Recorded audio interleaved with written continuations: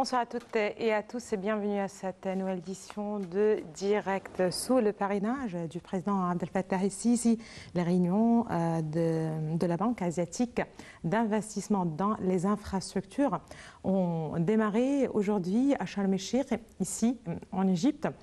Pour la première fois en Afrique, en fait, il faut rappeler que le président Abdel Fattah el-Sisi qui a assisté justement à l'inauguration de ces sommets a prononcé justement un discours lors de la séance de dialogue sur le rôle des banques de développement dans la mobilisation des capitaux du secteur privé pour investir dans les infrastructures et ce encore une fois dans le cadre des réunions de la Banque asiatique d'investissement dans les infrastructures. Nous allons revenir sur ce dossier pour parler avec beaucoup plus de détails de ces réunions, de l'importance pour l'Égypte d'accueillir pour la première fois justement ces réunions qui se tiennent aussi pour la première fois dans le continent noir.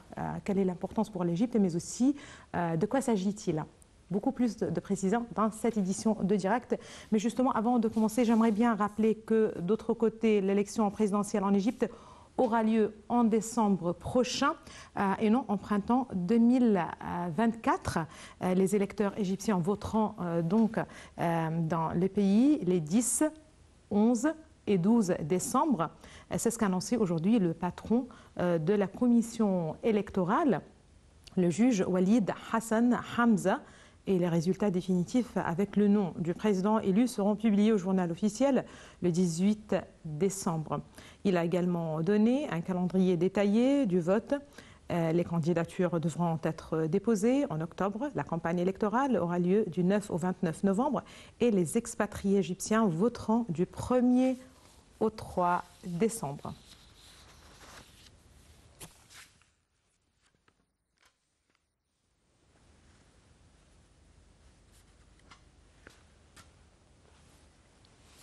Eh bien, encore une fois, c'est Sharm el-Sheikh qui accueille les réunions justement de la Banque asiatique d'investissement dans les infrastructures.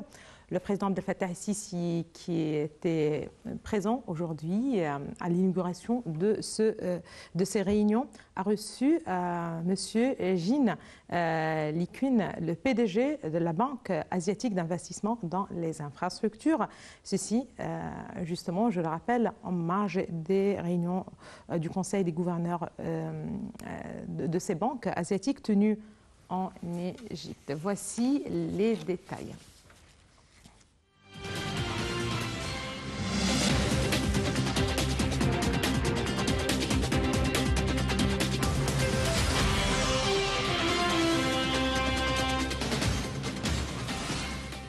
Le président Abdel Fattah el-Sisi a reçu aujourd'hui à Sharm el-Sheikh M. Jin Likun, PDG de la Banque asiatique d'investissement dans les infrastructures, en marge des réunions du Conseil des gouverneurs de la banque tenue en Égypte. Le président el-Sisi a affirmé l'appréciation de l'Égypte pour les relations distinguées avec la Banque asiatique, en particulier à la lumière du rôle important qu'elle a joué au cours des dernières années en tant que partenaire de l'Égypte dans le processus de développement, ce qui s'est reflété dans le fait que l'Égypte a accueilli ces réunions pour la première fois. Le président a exprimé son aspiration à explorer davantage de domaines de coopération avec la banque, en particulier dans les domaines des transports, de l'énergie propre et le soutien d'une transition vers une économie verte. Pour sa part, le PDG de la Banque asiatique a exprimé son honneur de rencontrer le président Sisi, remerciant l'Égypte pour l'accueil réussi des réunions du Conseil des gouverneurs de la banque qui se tiennent pour la première fois en Afrique, soulignant la fierté de la banque pour les relations de coopération étroite avec l'Égypte et ses diverses institutions financières. Il a également salué l'expérience égyptienne dans la réalisation d'un développement économique et social global, d'où la volonté de la Banque asiatique de continuer à renforcer le portefeuille d'investissement en Égypte, notamment en matière de financement, projets d'infrastructures dans divers secteurs vitaux. La réunion a été marquée par une discussion sur les efforts en cours pour réformer le système financier international et sur le rôle des banques multilatérales de développement dans le renforcement de la capacité des pays en développement à faire face aux défis économiques mondiaux.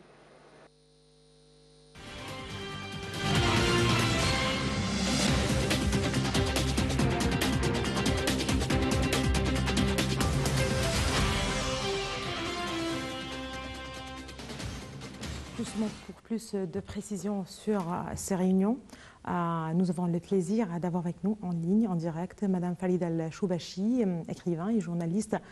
Bonsoir, Madame Falida Al-Choubachi.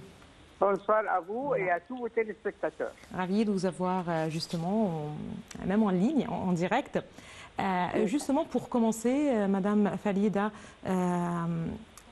c'est pour la première fois que la Banque asiatique d'investissement dans les infrastructures tient ces réunions en Afrique, chez nous, à Sharm el-Sheikh, en Égypte. Et justement, pourquoi, tout d'abord, mais aussi quelle est l'importance justement d'un tel événement, certainement pour l'Égypte au démarrage, mais aussi pour la Banque asiatique d'investissement dans les infrastructures.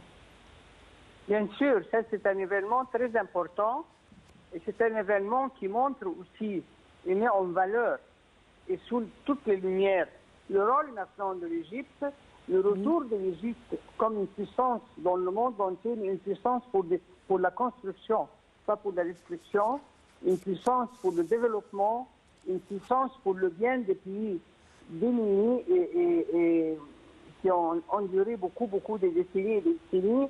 Maintenant, notre président est vu par le monde entier comme quelqu'un qui peut, en donnant son avis, peut faire du bien à son entourage et à sa... c'est-à-dire tous les pays qui ont confiance en lui. Il ne faut pas oublier qu'à Sharm el-Sheikh, il y a 100 et quelques pays avec la banque asiatique d'investissement. Et ça, c'est très bien parce qu'il n'y a pas un pays qui peut continuer à vivre comme ça, sans bouger, paralysé. Non, le pays doit avancer, doit fructifier ses capacités, doit faire travailler tout son peuple. Et là, le bien sera le bonheur de tout le monde. Pas seulement de l'Égypte. Parce que même les pays africains, le président maintenant les défend jour et nuit, et nous voyons très bien, et ils sont conscients aussi de son rôle dans cette période. Et depuis nous avons vu combien de fois il a eu des rapports avec les pays africains frères, et nous espérons beaucoup de bien à l'avenir. Très bien. Certainement, l'Égypte est consciente de l'importance d'investir dans les infrastructures. Beaucoup d'efforts ont été déployés au cours des dernières années.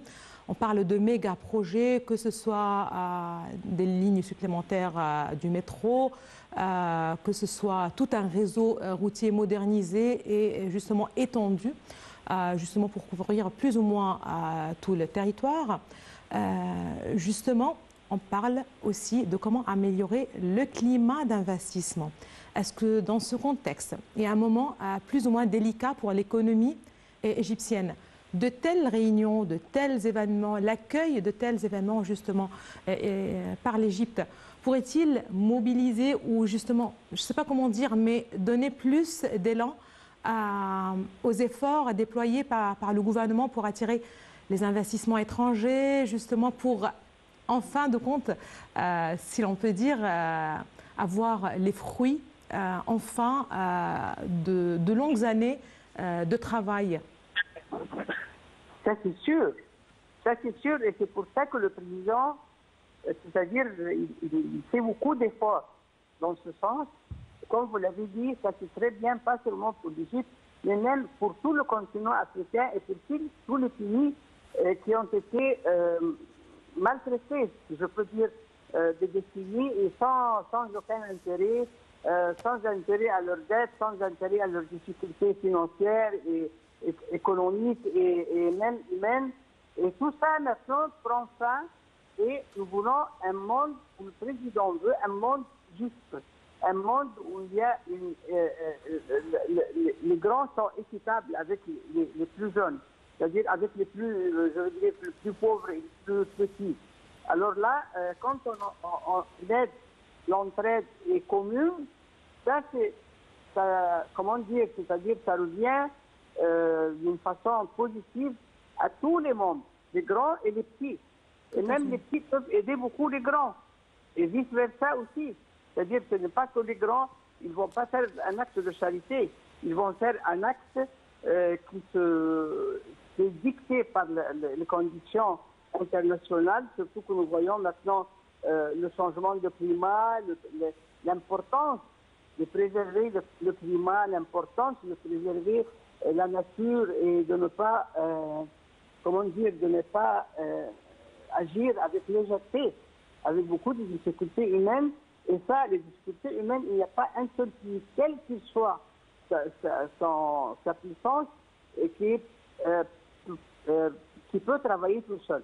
Il faut que tout le monde s'y mette et que tout le monde, le plus grand nombre de pays, agissent ensemble pour surmonter les difficultés. Très bien. L'Égypte se prépare pour l'agenda 2030 avec une transition vers l'économie verte plus ou moins, justement, un développement durable. Et là aussi, beaucoup d'efforts sont déployés, certainement en ce sens. Aujourd'hui, en marge des réunions, justement, de la Banque asiatique de développement dans les infrastructures, le chef de l'État, le président Abdel Fattah el-Sisi, s'est entretenu avec le PDG de la Banque asiatique d'investissement, justement, M. Jin Li-Kun.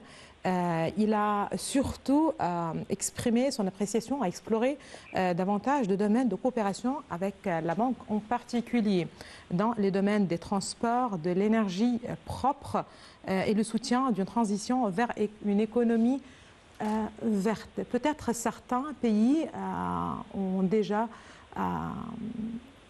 leur expérience dans ce domaine. Est-ce que là, on parle d'investissement, on parle d'échange, on parle de partenariat, on parle d'échange d'expertise peut-être? Comment voyez-vous justement de cette coopération? Comment voyez-vous cette coopération entre l'Égypte et les pays et justement qui font partie de la Banque asiatique de l'investissement dans les infrastructures ou d'investissement dans les infrastructures? Justement, et vous avez vu à quel point ils étaient admiratifs devant les exécutions des grands projets égyptiens. Vous avez vu comment dans la capitale administrative, comment ils étaient émerveillés, comment ils étaient... ça leur donne confiance, il ne faut pas parler, il faut montrer ce qu'on peut faire. Et ce qu'on peut faire, dans 7 ans, il y a eu des acquisitions miraculeuses. Vraiment, on a fait beaucoup, comme vous l'avez dit, des grandes industries, des grands projets, tout ce qu'on peut faire pour améliorer la vie des êtres humains qui ont droit à une vie décente et digne. Alors là, notre président a été un pionnier dans ce domaine et nous voyons que tout le monde écoute avec un grand respect, avec un grand aussi intérêt.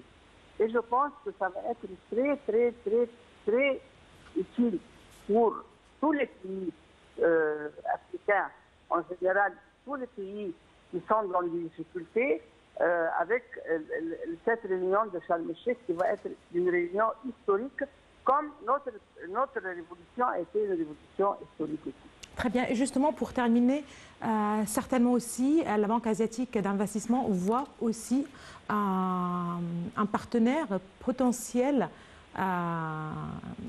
de l'Égypte. Est-ce que c'est correct? Comment il voit l'Égypte en tant que partenaire potentiel, un marché très important, n'est-ce pas? Est-ce que c'est correct? Mais bien sûr, parce que je vous dis, maintenant, l'Égypte ne parle pas. L'Égypte ne dit pas « je vais faire ». L'Égypte dit « j'ai fait ». Et il voit les réalisations miraculeuses qui ont été faites pendant 7 ans. Mais ça, tout le monde l'avoue. En tout cas, ce n'est pas une question de chauvinisme. C'est une question que tout le monde approuve et tout le monde, reconnaît. N'est-ce pas? Nous espérons que nous allons toujours aller de mieux en mieux, toujours dans le sens du progrès avec tous les autres pays qui sont des pays frères et que nous espérons qu'ils dépassent toutes les difficultés. Très bien. Est-ce que je peux saisir l'occasion, justement, puisque aujourd'hui la Commission électorale a annoncé la date des présidentielles prochaines, donc hors sujet, mais j'aimerais bien saisir l'occasion puisque vous êtes avec nous en ligne, en direct. Enfin, les élections présidentielles auront lieu ce décembre prochain et non pas en avril 2024. C'était prévu, vous pensez? C'est-à-dire que je n'ai pas très bien compris la question, mais moi je vous dis, ma position... Votre commentaire, voilà. Le président Al-Sisi a commencé une construction monumentale et miraculeuse. Je ne peux pas lui permettre, excusez-moi le mot, mais je ne peux pas lui permettre de se reposer maintenant, de prendre congé. Non, je veux qu'il continue. Tout à fait. Et qu'il nous donne l'Égypte que nous espérons avec lui. Tout à fait. Très bien. Je parlais en fait au regard ou par rapport à la date de la tenue des élections. Mais bien sûr, je vous remercie. Merci infiniment, Madame Falida Al-Choubachi. Vous êtes écrivain et journaliste. Et merci beaucoup de ces précisions. Merci encore une fois. Et là, à présent, je vous propose d'aller, direction Sharm el-Sheikh, puisque notre collègue Hani Farag était sur place aujourd'hui et en marge justement des réunions de la Banque asiatique d'investissement dans les infrastructures. Il a eu cet entretien avec M. Alban Kouakam Ouaban, représentant d'une compagnie privée basée à Paris. Voilà.